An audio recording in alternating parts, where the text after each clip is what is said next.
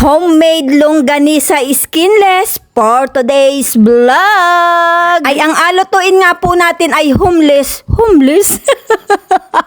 Ay sorry na agad mga kaprensi at intro pa nga lang. Ay nako ay mali-mali na nga ni. Ang alutuin nga po natin ngayon mga kaprensi ay homemade longganisa skinless. At naghiwa-hiwa na nga po tayo dyan ng sibuyas dahil ito nga po ang alagay natin sa ating longganisa skinless. Ay isa nga po ito sa nagapabango sa ating alutuing longganisa. At 1 kilong karning ginili nga po yung ating alutuing skinless. At ilagay na nga po natin yung ating hiniwa-hiwang bawang. At naglagay nga din po tayo dyan ng paminta, half cup na toyo at half cup na suka. At nilagyan nga din po natin yan ng kaunting asin. At 1 cup na asukal na pula nga po yung ating inilagay dyan. At haluin nga lang po natin yan hanggang sa magmix yung ating mga pinaglalagay. Sa paggawa nga po ng homemade longganisa skinless ay hindi po ganun karami ang sangkap kaya pwede nga po tayong gumawa. Ay yung iba nga po pag nagawa nito ay inalagyan ng harina pero yung gawa nga po natin ay talaga namang purong-purong karne. At ang ginamit nga po nating pambalot dyan ay ginupit na wax paper. At higpitan nga po natin ng kaunti yung ating pagbabalot dyan. Dahil nga po pag maluwag ang ating pagkakabalot dyan ay may tendency nga po yung mawagwag tapos pag niluto natin ay putol-putol. At ganyan lang po man din mga kaprensi kadali gumawa ng homemade longganisa skinless. Ay kung mahilig nga po kayo dito at saka ay yung mga anak ninyo ay pwedeng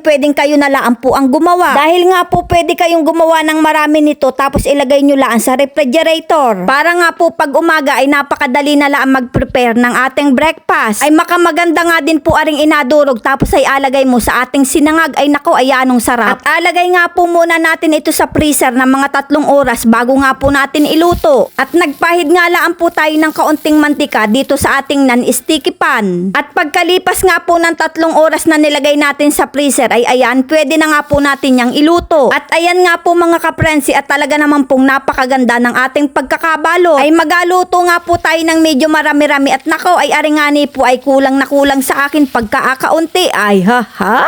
Ay hindi po baya naman kain ang gawa ay kundi ay sakmal baya naman. Ay talaga naman pong amoy pala ang naring inaluto natin ay talaga namang makamabango na at nako ay nakakagutom nga ni. Ay alam nyo po baga mga kaprensi ay ingat nga ni po akong wag maputol o kaya ay madurog. Ay kaya laan po ay sa pagiging sunog ay nako ay hindi tayo nakalusot. Ayos laan po yan at nako ay asak malin ko pa rin yan. Ay hininaan ko na nga ni po ng apoy para nga po ay hindi mabiglaan luto. At ayan nga po dahil nga po yan ay luto na ay atin na nga pong ahunin. Ay nako mga kaprensit nakakatuwa laan po at talagang hindi po talaga siya nadurog. At hindi nga rin po siya naputol. Talaga naman pong maganda yung ating pagkakagawa. At ayan na nga po ang ating homemade longganisa skinless. Kaya naman mga kaprensi ano pang inaintay natin dyan? Sakmala na! Ay makamasarap din po talaga aring kapares ay kape tapos nga po ay sasukang may bawang tapos ay yanong anghang. Dahil nga po tayo ay may natitira pang hindi pa naluluto na rin ay naku makamasarap nga din po na rin kapares ay tuyo. Hanggang sa susunod na video mga kaprensi, maraming salamat!